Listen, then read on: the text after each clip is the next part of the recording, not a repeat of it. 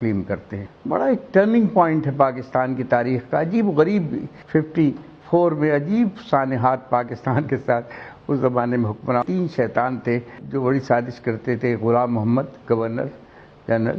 اور دوسرے ایوب خان، اور تیسرے سکندر مرزا۔ پہلے تو میں یہ آپ کو بتانا چاہوں گا کہ دیکھیے، جب لیاقت علی خان کا انتقال ہوا، یعنی کہ دونوں جو قومی بڑے رہنما تھے وہ اٹھے،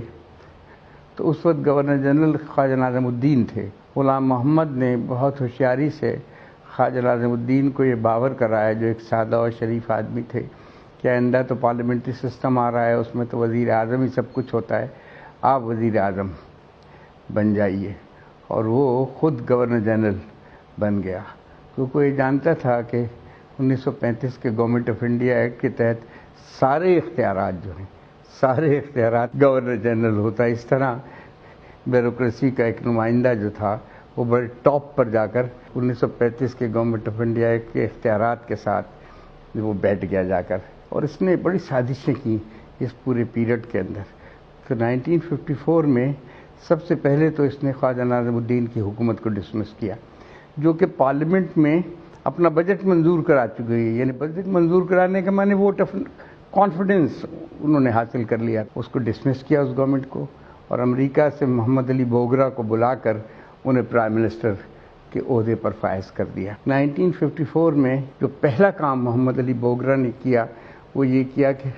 معاہدہ بغداد میں پاکستان کی شمولیت تیار کر دی، یعنی ہماری آزادی کو جو تھا وہ امریکہ کے ہاتھ گروی رکھ دیا گیا، اور نہ صرف آزادی کو ہماری گروی رکھا گیا بلکہ اس ریجن میں ہمیں فرائض دیے گئے کہ ہم امریکہ کے مفادات، فوجی نوعیت کے مفادات، اقتصادی مفادات، سیاسی مفاد کے لیے کام کریں۔ اور اس کے ساتھ ہی دوسری بات یہ تھی کہ ایڈ آنا شروع ہوئی، آپ کو یاد ہوگا۔ اس سے پہلے تو تصور اکانومی کا تھا کہ انڈیپینڈنٹ اکانومی ہونا چاہیے یا خود کفیل ہونا چاہیے، اپنے پیروں پر کھڑے ہونا چاہیے، یہ تصور چل رہا تھا۔ لیکن اس کے بعد جو تصور ہے وہ ڈیپینڈنٹ اکانومی کا، تو خوب گندم وندم آیا پاکستان کے اندر، اور ایسا نظر آتا تھا کہ جیسے کہ اس گندم ہی سے سب لوگ خوشحال و ترقی یافتہ بن جائیں گے۔ تو اس کے ساتھ گھن بھی آیا جو ہماری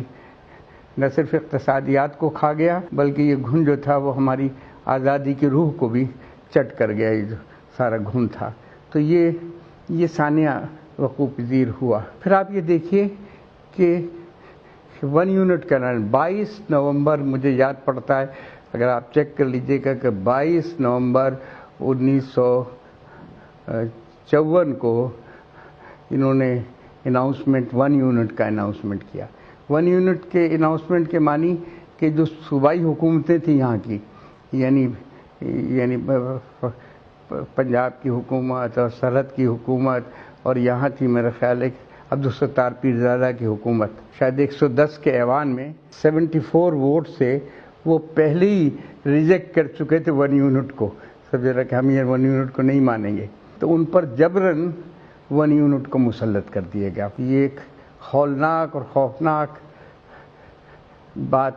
پاکستان کی تاریخ کی ہوئی۔ اور آپ کو ایک اور بات بتاؤں گا میں کہ جب یہ 1 یونٹ میں بلوچستان کو ضم کیا گیا پنجاب کے ساتھ، تو بلوچستان میں بہت خوفناک بغاوت ہوئی تھی، اور اس زمانے میں سردار زرکزئی کی قیادت میں بہت سے ان کے بیٹے اور ان کے قبائل پہاڑوں میں چلے گئے تھے۔ پھر اس وقت پاکستان کی آرمی 1 سال ان سے لڑتی رہی اور انہیں شکست نہیں دے سکی، تو پھر ان کو یہ وعدہ کیا کہ آپ نیچے اتر آئیں، قرآن پر لکھ کے دیا گیا، اور وہ واپس آئے تو ان 7 لوگوں کو پھانسی دے دے گی۔ اس وقت سے بلوچستان میں بھی نفرت کے بیج بو دیے گئے کہ جہاں چاہیں وہ اسے ضم کر دیں، جب چاہیں اس کی صوبائی خود مختاری کو پامال کر دیں۔ تو بلوچوں کی جو صوبائی خود مختاری کے حق تھا یا بلوچوں کا قومی حقوق کا حق تھا، وہ اس کو پامال کیا گیا بری طریقے سے۔ تو یہ بہت خوفناک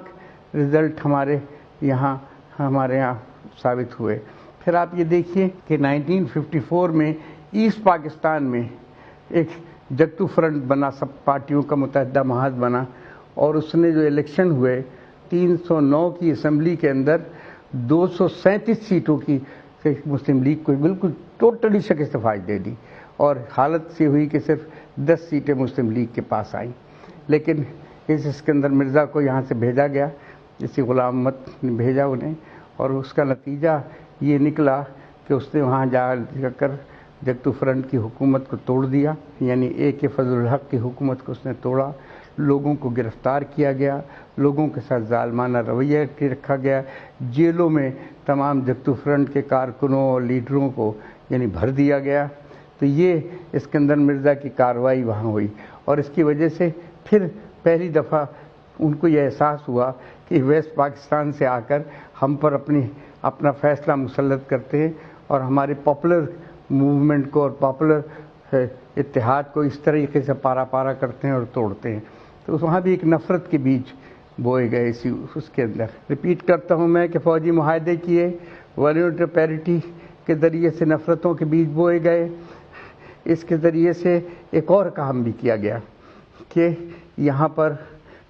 یعنی جو فوجی معاہدہ کرنے سے قبل جس چیز کا انہوں نے اہتمام کیا کہ انہیں خطرہ تھا کہ اس بات کو طالب علم جو ہیں برداشت نہیں کریں گے، اور طالب علم جو ہیں مزاحمت کریں گے اس بات کی، DSF اس کی مزاحمت کرے گی، تو انہوں نے پہلا کام یہ کیا کہ DSF کو بین کر دیا، کمیونسٹ پارٹی پر پابندی لگا دی، اور آپ پورے ملک کے اندر انہوں نے نوجوانوں کو بڑے وسیع پیمانے پر گرفتاریاں شروع کی اور فوجی معاہدہ اختیار کیا۔ اس کے خلاف لوگوں میں ریئیکشنز ہوئے، تو انہوں نے بڑے وسیع پیمانے پر گرفتاریاں کی۔ تو DSF کو بین اس لیے کیا گیا تھا کہ DSF مزاحمت کر رہی تھی، اور نتیجہ آپ یہ دیکھیے کہ یہاں حسن ناصر گرفتار ہوئے، بڑے شخصیت تھے اپنے وقت کی، یہاں اس زمانے میں طفیل عباس تھے، وہ گرفتار ہوئے، منہاج برنا وہ گرفتار ہوئے، جمال نقوی